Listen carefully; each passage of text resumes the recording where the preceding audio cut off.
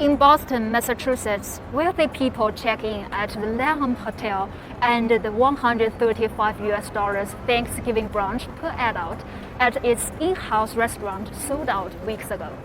Meanwhile, many families line up in front of a local charity around 4:30 a.m.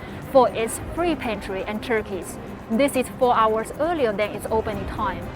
The contrast illustrates a divide that is rippling through America's topsy-turvy economy nearly 3 years into the pandemic, said the New York Times on November 25th.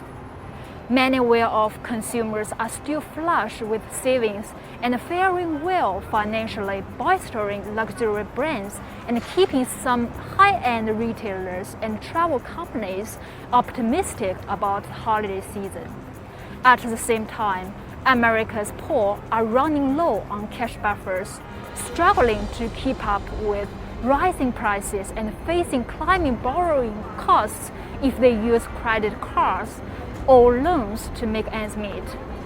Disproportionate burden of inflation has been placed on the poor, and the Federal Reserve is scrambling to restore price stability.